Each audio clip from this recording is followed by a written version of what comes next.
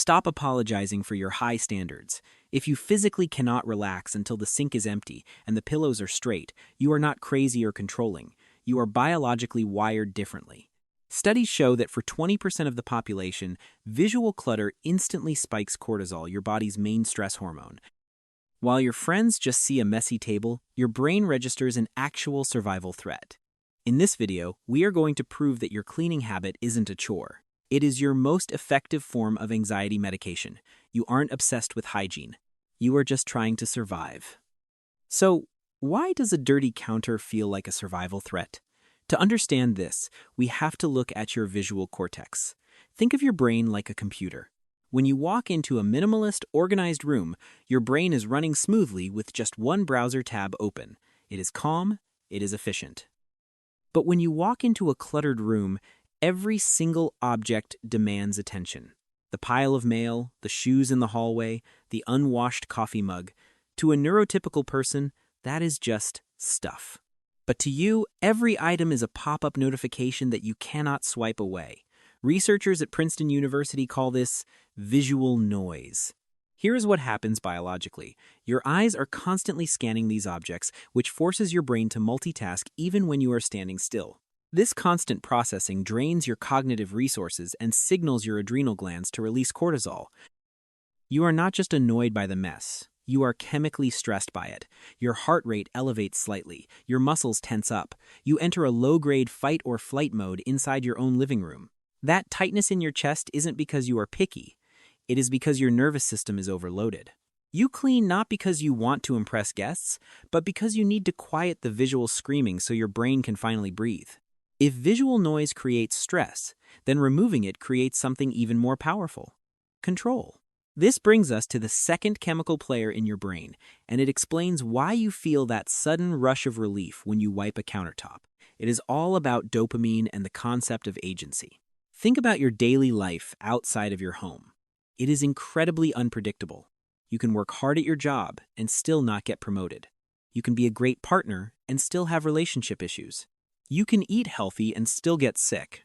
In the modern world, the link between effort and reward is often broken or delayed. That lack of control creates deep subconscious anxiety. But cleaning? Cleaning is simple physics. It is the one domain in your life where the rules are absolute. If you scrub a stain, it disappears. If you vacuum a rug, the dirt is gone. Immediate effort leads to an immediate result. If you are realizing right now that your cleaning habits are actually a coping mechanism for an unpredictable world, drop the number 3 inches in the comments. Let me know that you are here to understand your mind, not just to learn how to fold laundry. This mechanism is what psychologists call self-efficacy. When you restore order to a room, your brain releases a hit of dopamine, the reward chemical. It is a micro-victory. You are proving to yourself that you have the power to change your environment. In a world that feels too big, too fast, and too chaotic, your home becomes the one place where you are the god of your own universe. You are not just cleaning a room, you are engaging in a ritual to prove that you are still in the driver's seat. Beyond the dopamine hit of the final result, there is something therapeutic about the process itself. Have you ever noticed that when you are angry or anxious, you instinctively start washing dishes aggressively? That is not a coincidence. That is biology. Therapists call this somatic regulation. Anxiety is physical energy trapped in your body. It makes your hands shake and your legs restless. While traditional meditation asks you to sit still and watch your thoughts, for you, sitting still actually makes the anxiety louder. You are not the type of person who can think your way out of stress. You have to move your way out of it. Cleaning provides exactly what your body is craving: repetitive, rhythmic motion, the back and forth sweep of a vacuum, the circular motion of wiping a window, the methodical folding of warm laundry. These rhythms are hypnotic. They mimic the soothing patterns we experienced as infants, like being rocked back and forth. When you engage in these repetitive tasks, you are entering a flow state. Your hands are busy, which allows your mind to finally unhook from the complex problems of your day. It is a form of active meditation. You are not just scrubbing a pan. You are physically working through your emotions. By the time the sink is clean, you often find that the anger has evaporated along with the grime.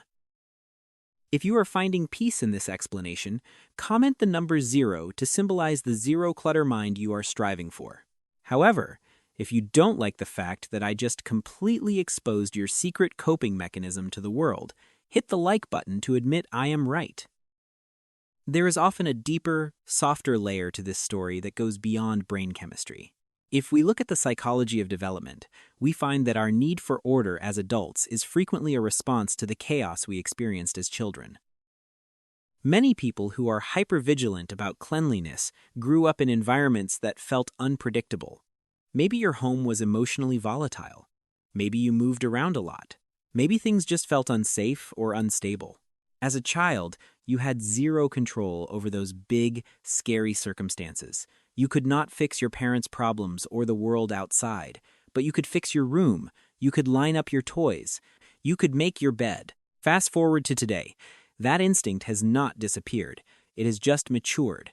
Your organized home is not about vanity. It is a protective fortress. Every time you straighten a rug or scrub a sink, you are sending a subconscious signal to your inner child. You are saying, "Look, we are safe now. We are in control. No one is coming to disturb our peace." This is why you might get surprisingly upset when a partner or roommate leaves a mess. It is not because you are a tyrant who hates crumbs.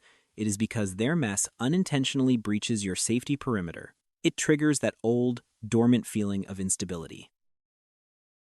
So, let's reframe this behavior completely. Your cleaning is actually an act of love. It is your way of building the sanctuary you always wanted. You are nurturing yourself through your environment. A clean sheet is not just fabric. It is a hug you give to yourself at the end of a hard day. You are not cleaning up. You are parenting yourself. So, here is the bottom line. Your need for a pristine environment is not a character flaw. It is a sophisticated tool for emotional regulation. You have found a unique way to lower your cortisol, boost your dopamine, and soothe your inner child, all with a simple sponge. In a world that is often loud, messy, and unpredictable, you have the power to create your own sanctuary of peace. That is not neurotic. That is necessary. So the next time someone rolls their eyes at your cleaning habits or tells you to just relax, remember this truth. You know how to care for yourself. You aren't just cleaning your house. You are tending to your soul. If you finally feel understood after watching this, make sure to hit that subscribe button. We are building a community here that values the psychology behind our everyday quirks. I will see you in the next video.